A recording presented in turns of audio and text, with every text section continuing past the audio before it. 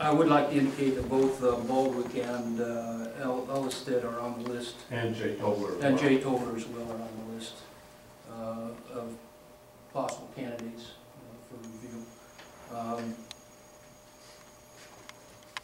I'm looking now for an approval of the minutes of the previous meeting, October 17, 2012. I'll make that motion. Second. All in favor? Aye. Any opposed? None. It's carried. Brings us to the chairman's report. A couple of items. Received a letter from Valley Electric Association, Inc. States, on behalf of the Board of Directors of Valley Electric Association, I'd like to extend this letter offered to Overton Power District 5 for consideration. Valley Electric Association proposes that our respective companies consider a joint merger acquisition shared service study. Valley recognizes this may be an unexpected proposal, but we strongly believe that such a study may lead us to find efficiencies, cost savings, and improved services that are beneficial to our ratepayers and owners. We are in unique and unprecedented times, and as a result, we believe that we have a fiduciary obligation to explore all opportunities for the betterment of our ratepayers and owners. If the Board of Directors of Overton is amenable, I would propose that our respective organizations assign a small working team made up of directors and executive staff to begin formulating and study in the process. Would you like to speak to that, Delmar? Yeah, I know Valley has been interested in broadening their rate base to spread their costs over a larger rate base. There may be an opportunity for some shared services. My recommendation is we at least owe them the courtesy of an initial meet and greet and find out what their proposal is or what their intent is. I think there are a lot of hurdles to any type of a merger or acquisition. That's not to say they're not insurmountable, but they certainly would require some legislative activity. More likely, shared services could be possible. But the SSEA was an organization we formed or were active in forming that was intended to bring together shared services.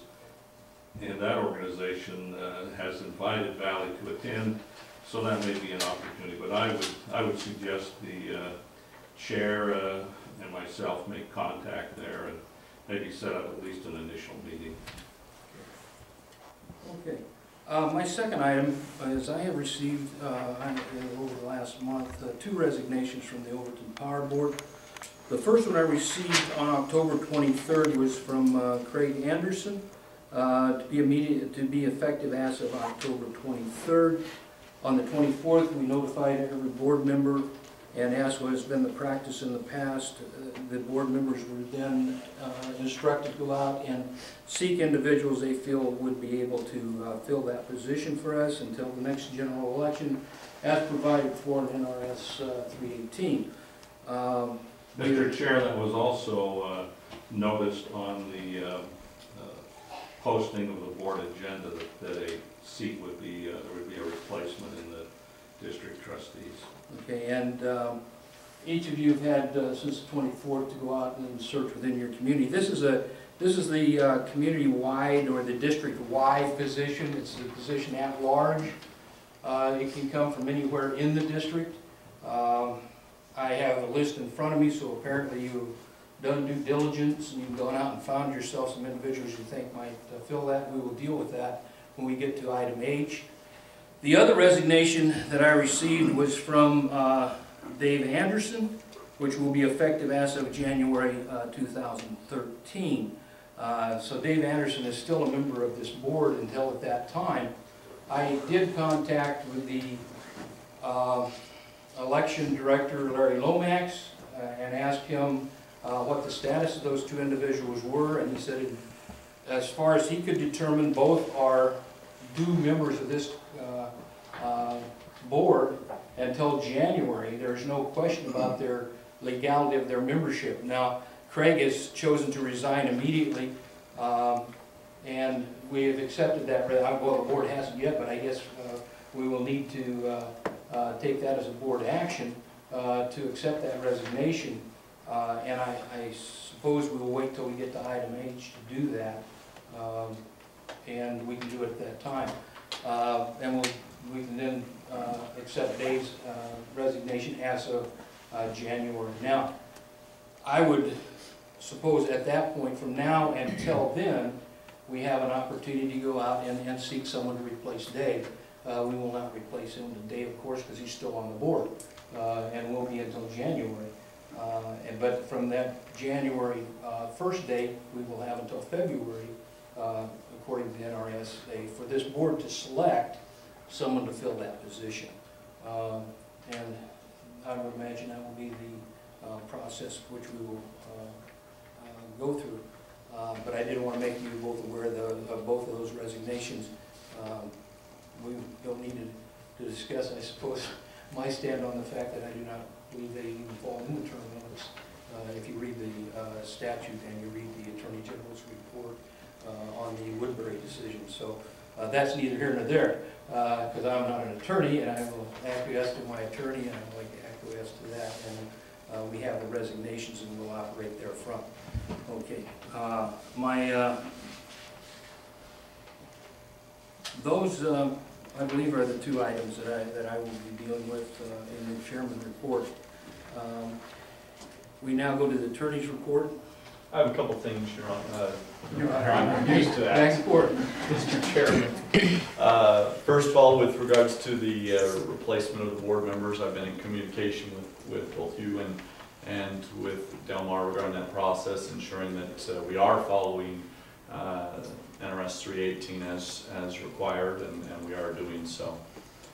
Next is with regards to some complaints that have been filed, and there was a complaint both to the Nevada Commission on Ethics and a complaint to the Attorney General for the state of Nevada.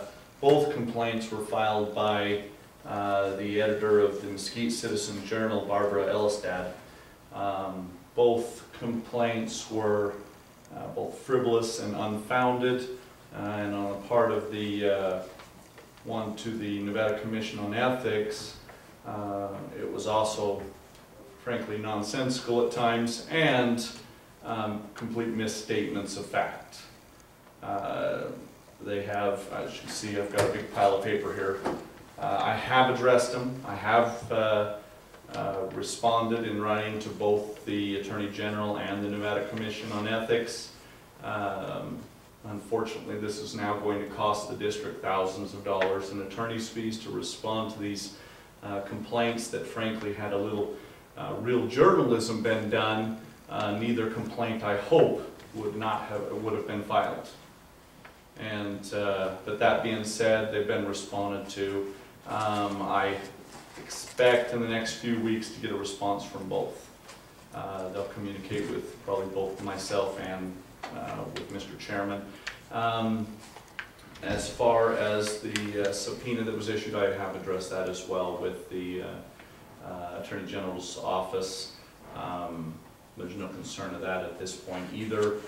And again, I will follow through with any responses and keep the board informed on any decisions made by either the Nevada Commission on Ethics or the Attorney General.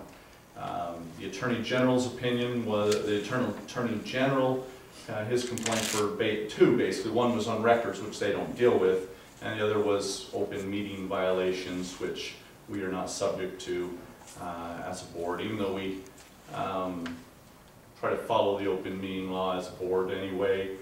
We are legally not subject to the open meeting laws, and like I said, the Nevada Commission on Ethics, that involved one of our trustees, Mike Featherston.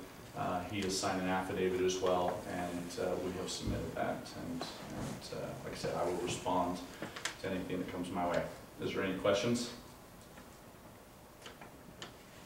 All right, that's all I have.